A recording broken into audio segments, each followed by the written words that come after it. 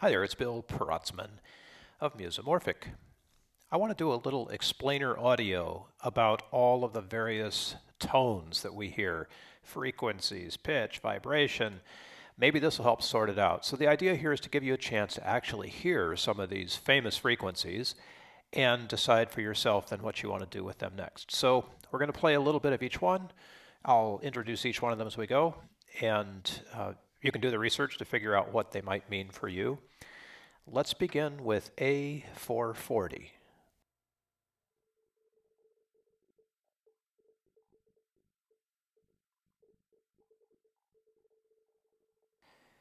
Now let's contrast that with A432, that is 432 hertz.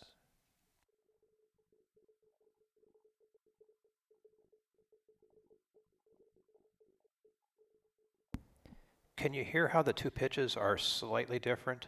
440 hertz is slightly higher than 432 hertz. Here they are again in contrast. We'll start with A440, then bring in A432, then go back to A440 so you can hear how they sound.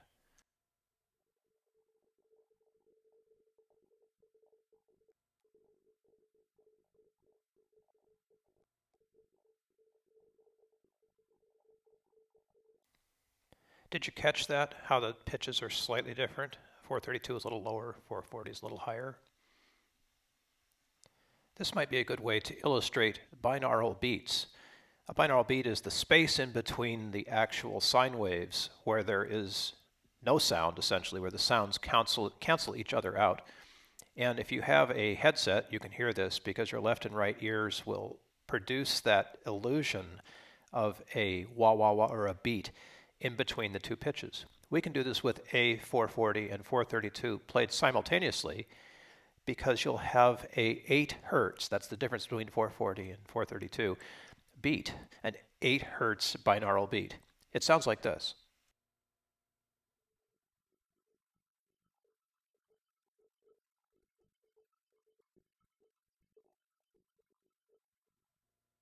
If you're wearing headphones, you can hear that very clearly. If not, go back and replay this using over-the-ear left and right headphones so that it's very clear for you. Okay, let's move on. I'd like to take a look now at 40 hertz. That's E1 on the piano, the low E, lowest possible E, unless you have a Bosendorfer, but it's pretty low, and its sine wave sounds like this.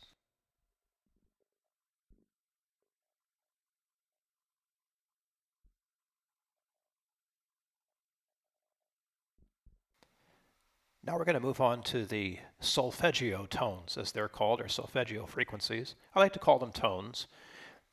The frequency and tone nomenclature are slightly the same and slightly different. When we talk about a frequency, we're talking about a number of hertz, and tones are basically all made by frequencies at a particular number of hertz, so I call them tones. Here is the very first one, 174 hertz.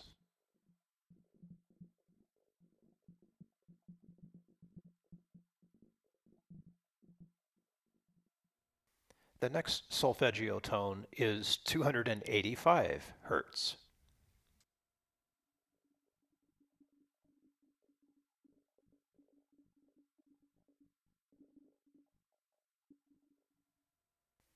Moving on up the solfeggio tone scale, I guess we could call it, we have 396 hertz.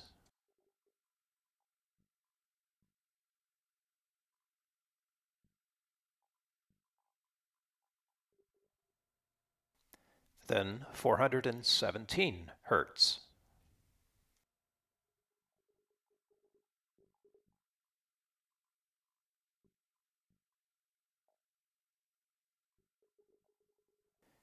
This is followed by a note that is 528 hertz. It's the C above middle C, C5, for those of you who have a piano.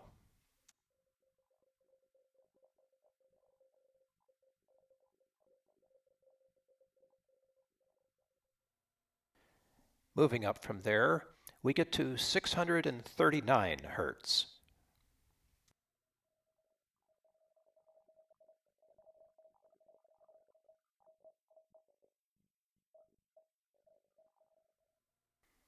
741 hertz comes next.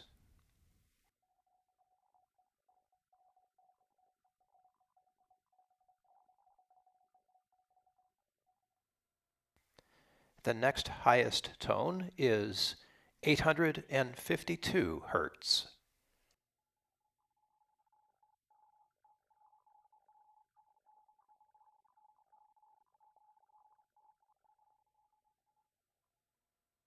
Finally, at the top of the solfeggio tones frequencies is 963 hertz.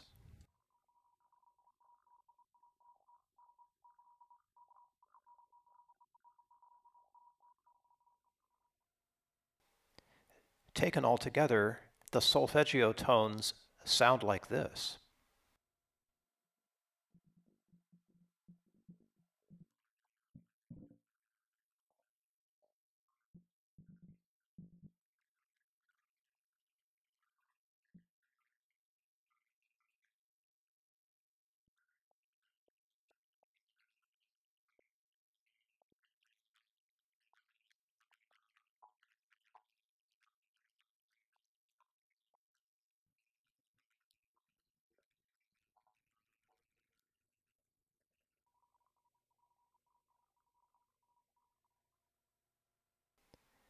I'm sure you noticed that pretty obvious binaural beat that takes place between 396 and 417.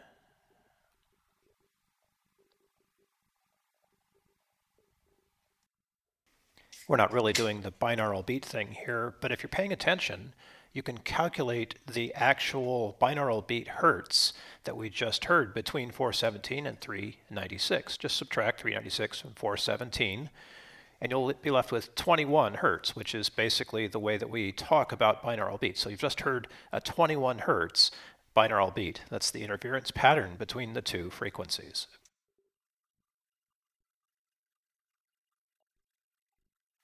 There are some pretty nice intervals that result in almost clear chords too within the upper solfeggio tones, like this one.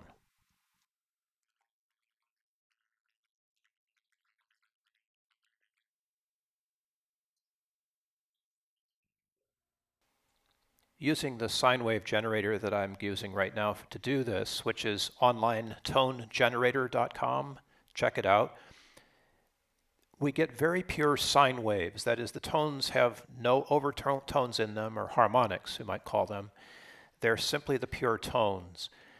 One of the things that's interesting to me about solfeggio tones is that, at least in their, quote, ancient use, they would not have been produced as pure sine waves. They would have been produced by instruments, blowing on reeds or a flute or even singing. And when you produce a tone that way, you do get harmonics, or overtones, as we might want to say. Harmonics are important because they replicate the original or fundamental pitch at different octaves and intervals above or below the fundamental pitch. So we need to keep in mind that with the solfeggio tones, if we were to reproduce them in the natural way with a voice or an instrument, we would hear all of those harmonics too. There's a huge table of how harmonics are generated available on Wiki. I won't bore you with it here. But if you happen to have access to a Hammond organ, one of the original B3s with the drawbars, or any modern equivalent, you can make those overtones happen for any note that you like. Provided you could tune your organ to one of the solfeggio pitches, you would then be able to make the overtones happen and actually play them and analyze them in real time. I wanted to bring up harmonics and overtones because for you guitar players, you know how to make harmonics using the strings. But these are things that happen naturally and would have happened in the day when solfeggio tones were being made by voice or by instrument. Those harmonics are equally important since they're not just the fundamental pitch. They're the fundamental pitch plus an octave. They're the fundamental pitch plus a tenth. There are intervals that get involved in this.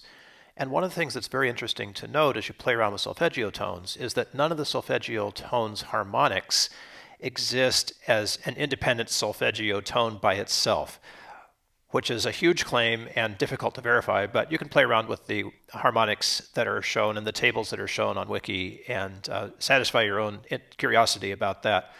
I don't know whether that's meaningful or not, but at least it's significant to me, and I felt that it was important to raise that here.